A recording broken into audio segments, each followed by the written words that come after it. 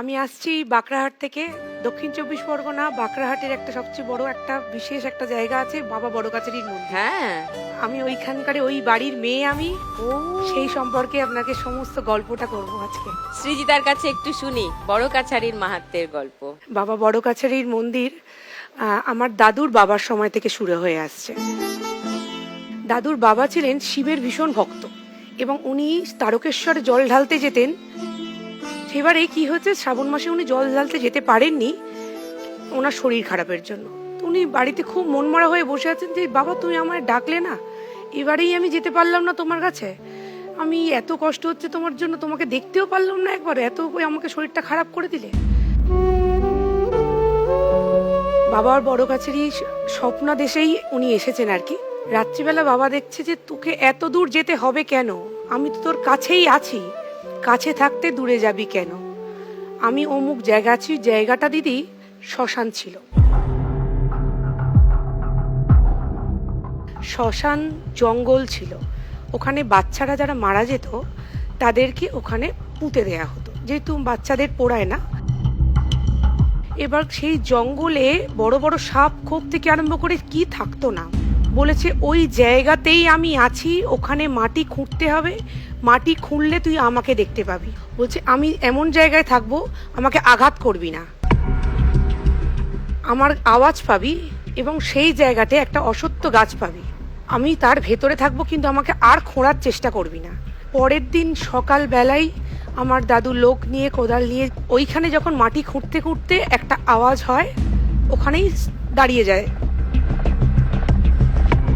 তার পাশেই দেখতে পাচ্ছে একটা অসত্য গাছ এবং 2-3টে সাপ একসঙ্গে বেরি পাখি ওখানেই ঘুরছে। এবং সেইখান থেকেই আজকে ওই গাছটাই আজকে দিদি হচ্ছে বাবা। Om Namah Shivaya. Om Namah Shivaya.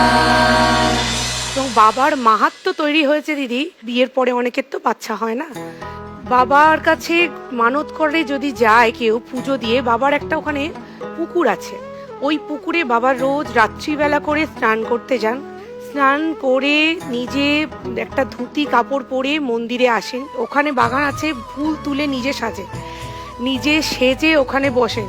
এবং ওখানে আগে হত্যে দেওয়ার সিস্টেম ছিল, দেখো মানুষ, প্রচুর মানুষ হত্যে দিত, নিজের কারো শরীর খারাপ, কারো যে যার সমস্যা ছিল, হত্যে দেওয়ার মানুষ ওখানে চোখ বন্ধ করে বসে থাকতো।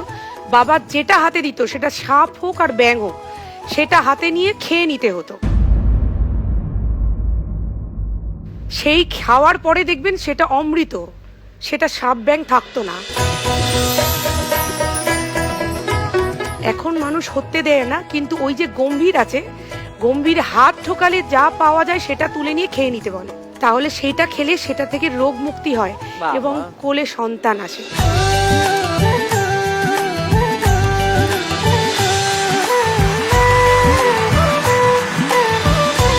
তুমি যদি আজকে 1 লাখ টাকা পাও সৃজিতা, কি করবে? প্রথমেই বাবার জন্য আমি একটা পানীয় জলের ব্যবস্থা।